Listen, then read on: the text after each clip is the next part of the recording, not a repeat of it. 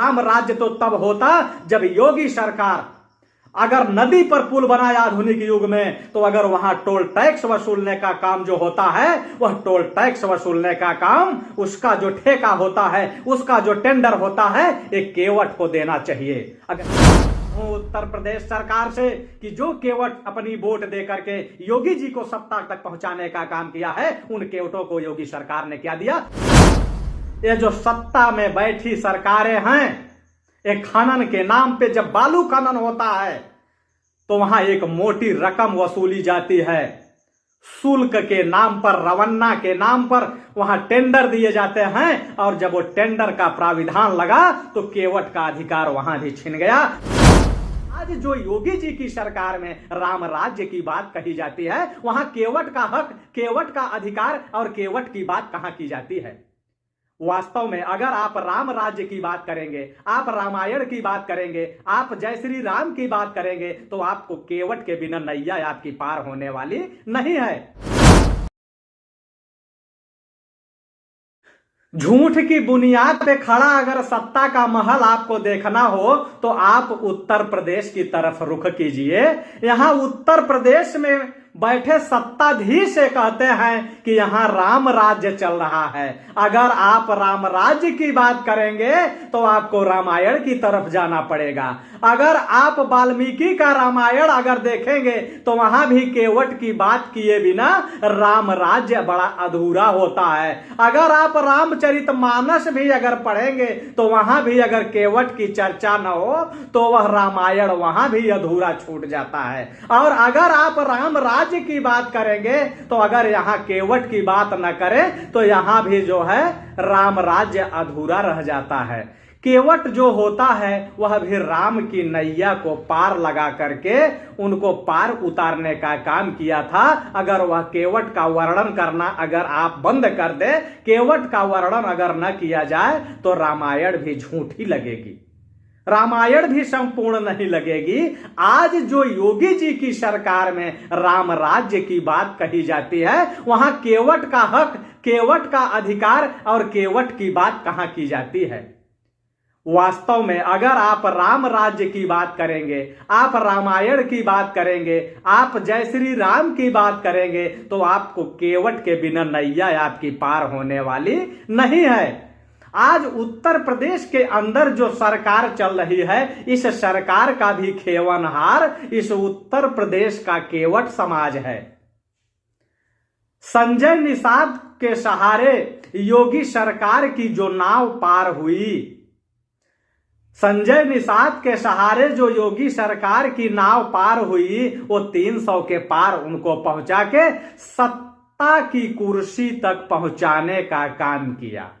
यानी जो केवट है, वह केवट जो है वो सत्ता की सीढ़ी लगा के योगी जी को मुख्यमंत्री की कुर्सी तक पहुंचाने का काम किया। लेकिन संजय निषाद का स्वार्थ तो सिद्ध हुआ, लेकिन उत्तर प्रदेश के अंदर रहने वाले करोड़ों केवटों का क्या हुआ, इसका आज तक कहीं कुछ दिखाई नहीं दे रहा है। मैं ये कहना चाहता हूं कि अगर निषाद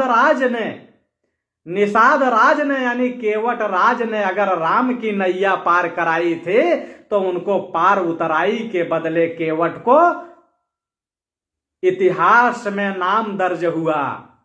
लेकिन मैं ये पूछना चाहता हूं उत्तर प्रदेश सरकार से कि जो केवट अपनी वोट दे करके योगी जी को सत्ता तक पहुंचाने का काम किया है, उन केवटों को योगी सरकार ने क्या दिया? संजय निषाद को क्या मिला ये तो मैं नहीं जानता, क्योंकि संजय निषाद समूचे केवट समाज को बेचने का काम किया। अगर समूचे केवट समाज को अगर बेचने का काम संजय निषाद नहीं किए होते, तो आज जो केवट हैं, जो दर दर की ठोकर खा रहे हैं, आज उनको भी उनका हक और अधिकार मिलता। अब कुछ अंधभक्त ये कहेंगे कि केवट का कौन सा अधिकार नहीं मिला।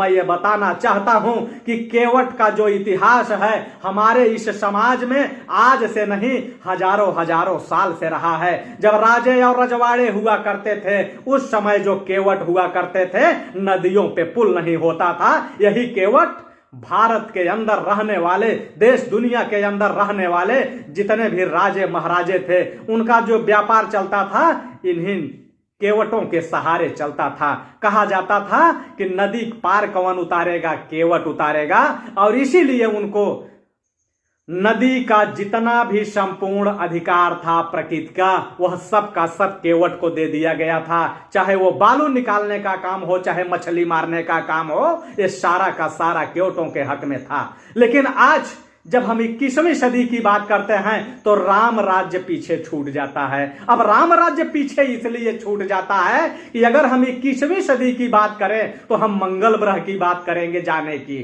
चंद्रमा पर जाने की बात करेंगे, शुक्र पर जाने की बात करेंगे, यहां तक कि हम सूर्य को भी खोजने का प्रयास करने लगते हैं।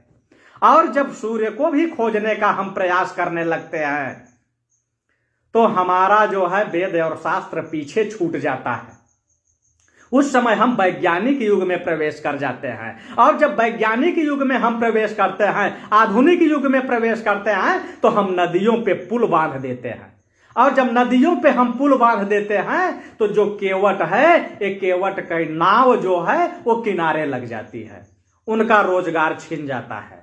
और उसके बाद ये जो सत्ता में बैठी सरकारें हैं, एक खनन के नाम पे जब बालू खनन होता है तो वहां एक मोटी रकम वसूली जाती है, शुल्क के नाम पर, रवन्ना के नाम पर वहां टेंडर दिए जाते हैं। और जब वो टेंडर का प्राविधान लगा तो केवट का अधिकार वहां भी छिन गया।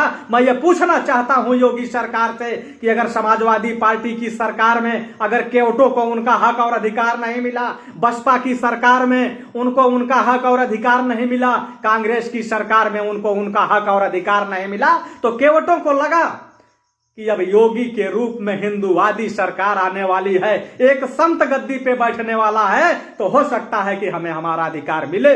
और समूचे केवट समाज ने माझी की तरह जो है, माझी तो वो ही है, अपनी पतवार लेकर इनकी नैया पार करने का काम किया, सत्ता तक पहुंचाने का काम किया, लेकिन उसका हक और अधिकार नहीं मिला। मैं ये कहना चाहता हूं कि राम राज्य तो तब होता जब योगी सरकार अगर नदी पर पुल बनाया आधुनिक युग में, तो अगर वहां टोल टैक्स वसूलने का काम जो होता है, वह टोल टैक्स वसूलने का काम, उसका जो ठेका होता है, उसका जो टेंडर होता है, एक केवट को देना चाहिए। अगर केवट को मिलता तो यह लगता कि हमें हमारा हक और अधिकार हमको मिल गया है। लेकिन एक केवट को न मिल करके एक केवल चंद्र लोगों को मिला है, मुट्ठी भर लोगों को मिला है, जो अपने आप को यसलाहा के दम पर ताकत दिखाने का काम करते हैं, उनको दिया गया है। और खनन का काम, बालू का काम, जो कि सदियों से केवट करते आए हैं और केवटों को मिलना चाहिए, वहां भी योगी सरकार अगर राम राज्य स्थापित करना था